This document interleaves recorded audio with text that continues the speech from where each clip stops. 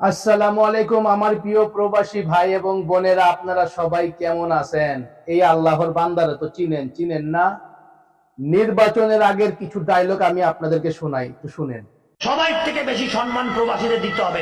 তো প্রবাসীদের একটা ডিজিটাল কার্ড করে দেন, তো তাকে একটা স্মার্ট কার্ড করে দেন, যেটা দেখলে প্রত্যেকটা ডিপার্টমেন্টে তাদের আগায় দিবে এবং তাদের সম্মান করবে। যেন একটা প্রবাসীর জন্য বাইরের দেশে থেকে অনুভব করতে পারে যে আমার মা, আমার স্ত্রী আমার এই কার্ডটা নিয়ে বিদ্যুৎ অফিসে গেছিল, তাকে পিছন থেকে ডেকে সামনে এনে সম্মান দিচ্ছে। আমার বাচ্চা ভর্তির ব্যাপারে এই কার্ড দেখানোর পর তাকে ভর্তির জন্য তাকে আর একটু ভালো ব্যবস্থা অথবা একটু আগায় দিচ্ছেন। এই আল্লাহর বান্দারা, নিকরণ চৌধুরীর কথাগুলো শুনছেন? নির্বাচনের আগে এরকম সবাই প্রবাসীদেরকে নিয়ে ভাইরাল হতে চায়। ভাইরাল, প্রবাসীদেরকে এটা করব, প্রবাসীদেরকে ওইটা করব, প্রবাসীদেরকে এই সুযোগ দেওয়া উচিত, প্রবাসীদেরকে এটা করা উচিত, প্রবাসীদের জন্য একটা ডিজিটাল কার্ড করা উচিত।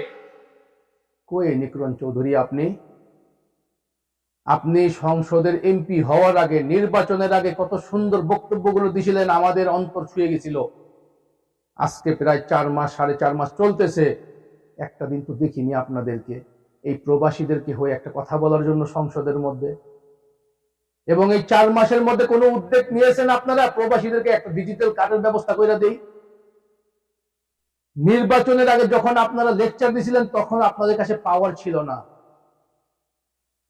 তখন আপনাদের করার ক্ষমতা ছিল না।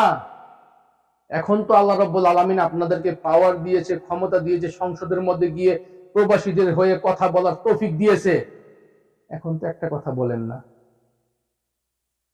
আমাদের ব্যারিস্টার সুমন সাহেব, উনিও প্রবাসীদেরকে নিয়ে অনেক কিছু করার পরিকল্পনা আছে তার, কিন্তু তাকে দেখলাম সর্বপ্রথম শুরু করতেছে তার এলাকা দিয়ে, সিলেট দিয়ে শুরু করতেছে। তারপরও আমি দোয়া করি আল্লাহ রাব্বুল আলামিন ব্যারিস্টার সুমনকে হায়াত বাড়িয়ে দোক, তৌফিক দোক।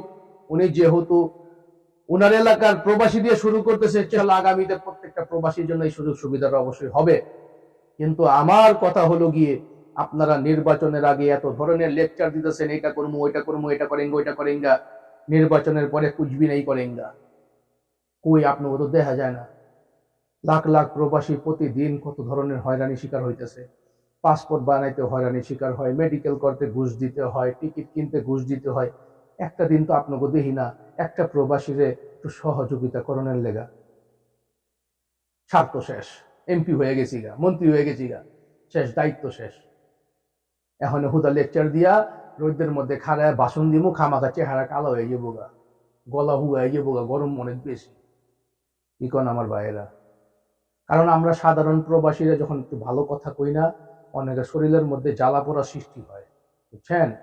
এখন আমার কথা হলো নিকরণ চৌধুরীরে বুঝি না, ব্যারিস্টার সুমন রে বুঝি না, আমি বাংলাদেশের প্রত্যেকটা সংসদ সদস্য, এমপি, মন্ত্রী সবাইকে শ্রদ্ধা রেখে একটা কথা বলি। আপনারা যে আমাদেরকে রেমিটের যোদ্ধা বলেন না, দেখুন আমরা কিন্তু কিচ্ছু চাই না, আপনাদের কাছে অর্থ চাই না। বিনিময়ে আমরা এখানে উপার্জন করে আমরা ব্যাংকের মাধ্যমে সঠিকভাবে টাকা পাঠাইতে যে আমাদের দেশের একটু রেমিটেন্স বাড়ুক, আমাদের দেশের অর্থনীতি বাড়ুক। কিন্তু আমরা প্রবাসীরা প্রতিটা ক্ষেত্রে, প্রতিটা সেক্টরে বাংলাদেশ সরকার কত ধরনের কত কিছু সিস্টেম চালু করতেছে, কিন্তু এই প্রবাসীদের যদি সিস্টেম চালু করতেছে কিন্তু কার্যকর হচ্ছে না।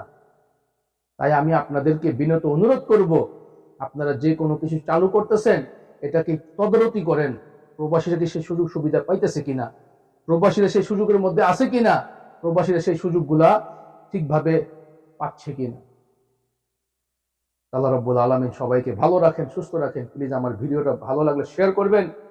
আমি নিকরণ চৌধুরীকে বলবো, যদি আমার কথা যদি ভুল ত্রুটি হয় আমাকে ক্ষমা করে দিবেন।